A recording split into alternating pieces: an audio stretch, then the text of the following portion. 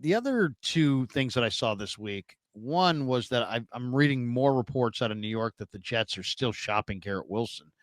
To me, looking Come at on the down. receiver market, that's the guy. I mean, in fact, the Niners drafting receivers is such a crapshoot that trading a pick for like a day 2 pick for a Garrett Wilson would be high on my list of things. If I really do want to get a receiver out of this draft, I think that's the route I would go instead of trying to figure out which receiver is going to be able to make it in the NFL, blah, blah, blah, blah, blah. And so Oh many yeah. of them can't. How about this? How about just trade a day 2 pick this year and a day 2 pick next year, like a 2 this year, or maybe a 3 this year and a 3 next year, or something like that. A 3 this year and something else next year, whatever it is. But for a Garrett Wilson, and then you don't have to worry about what if you drafted Tedoroa McMillan and he doesn't play well? What if you draft Luther Burden and he's not quite the guy? What if you draft Trey Harris and he just, he doesn't adapt to the league till the second year? It's like, don't mess around with these rookie receivers. If you could trade for Garrett Wilson, I would rather give I'd rather even trade a little bit more capital than to try to handicap this in the draft. And I think, me, man, I think I know what I'm talking about when it comes to all these players, but I also can acknowledge what's a difficult evaluation versus an easy evaluation 100%. And trying to decipher which college receiver coming out of the spread in this super simplistic system is going to be able to seamlessly transition to the NFL with their incredibly complex system, and it's very difficult to succeed. Yeah. I'm out of the wide receiver business. Maybe I'm just down on the receivers this year.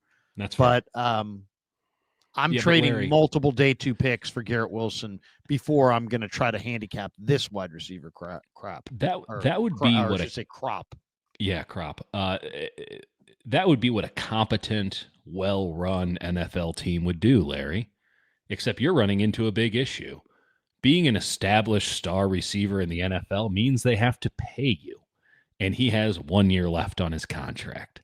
So the 49ers, absolutely. Would you give up 2 day 2 picks? Hell, would you give up a first-round pick to get a guy that can do exactly what it is you'd be drafting somebody hoping they can do? He's 25 years old, so yeah, a little tread on the tires. He's the same age as some of the players coming out in the draft. Like, absolutely, logically very sound. And then we get into the whole, is Jed York going to pay anybody? The reason that they're all in on the draft isn't because they think that the draft is a significantly better way of augmenting their football roster. They're all in on the draft because the draft is cheap as hell. They're shopping at grocery outlet and not Whole Foods on purpose. And yeah, you might get the same kind of produce. You might also not. You gotta run your chances. And I think that you are 100% correct. Garrett Wilson, for whatever, would be fantastic. And I think in a past time, this would have been something that we could seriously consider the 49ers doing, because the 49ers were being serious, but they're not spending any money. And Garrett Wilson, if he gets traded, it's going to be, hi, my name's Garrett. Thank you for trading for me. Let's talk contract extension. And the 49ers are going to be like, oh, we don't do those things here. We're not giving out money. I don't know if they don't want to pay anybody, Dieter. I just don't know. They didn't want to pay. They don't want to pay guys that aren't good. And they don't want to pay their guys. Threshold. I can agree that a lot of the guys that they left, their threshold for good is higher than it's ever been.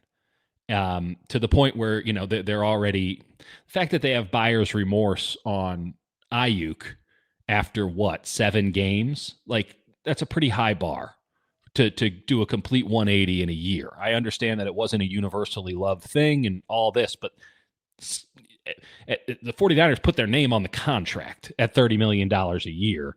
And now I understand, again, the injury and whatever it was that happened, I get it. But to now be like, we got to get this guy off the books, like, that tells me it's more about the fiscal ramifications than it is about the player. Deebo Samuel, it would have been easier to just eat it for a year and let him go on his merry way. What's the 5th round draft pick going to do for you? I guess in this case for the 49ers, they think he's going to be a starter, but that's neither here nor there. It would have been easier to just move along, pay him for the year. Why didn't they then? Because they can get off of the cash for this year and they can take all the dead cap money now as opposed to later. And that's been their decision-making process in all things. They want to clear the books. Well, don't you think that lends itself to Aiyuk being dealt? Yeah, absolutely. I think you made a very strong argument on Thursday. Now, do I think they will pull the trigger? Still no.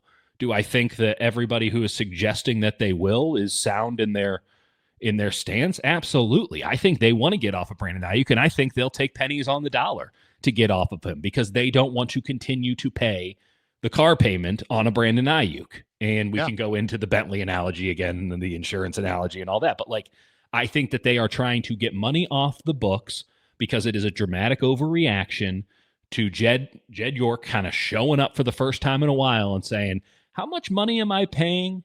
And how many games did you win last year? How about we try it where you don't pay anybody except for we'll keep the quarterback because we understand that that's our business. That's the fundamental part of the business. But let's go really stars and scrubs this year instead of, hey, yeah, there's some guys we're willing to move on from. There's some guys we'd like to keep around. We might have to pay more than we really think they're worth, but that's the cost of doing business, the cost of being successful. And we can adjust, right? We can put ourselves in a better fiscal position moving forward without totally gutting our roster. And they decided to totally gut the roster. So, sure. And yet they're the betting favorite in Vegas to win the division. I think that's because no one's updated those bets. Can you even place that bet right now? Yeah, you can. No, those odds have been updated today. So I mean, we'll see. We'll see where it goes. I'll ask you a question. Are you convinced that this 49ers roster, as it stands today, no further extrapolation, which I know is a ridiculous notion. It's not how it's going to work. It's not NFL. I mean, there's not enough NFL players on it.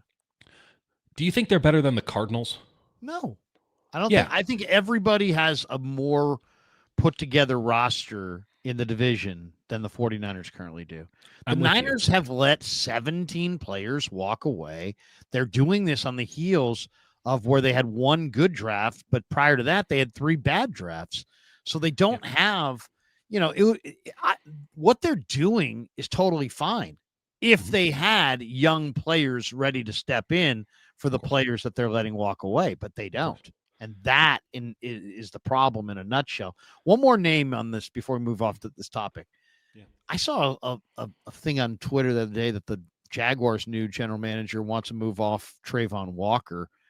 Now, I realize Trayvon Walker is not Aiden Hutchinson. And I realize that Walker, is where everybody views him through that lens. Oh, he's a bust.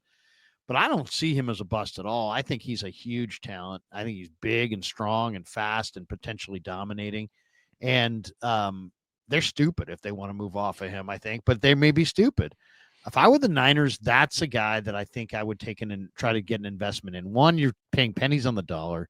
Mm-hmm. Two, he's a young defensive end who I think there's a reasonable belief that he could be a really good player for the next 3 or 4 years opposite Nick Bosa. I kind of look at him the way, the Niners, got a nice little run off of Laken Tomlinson for it was a bust as a first round pick. They paid a 5th for him. They got him and he played pretty good for them. To me, Trayvon Walker, I'd be very interested if he's available.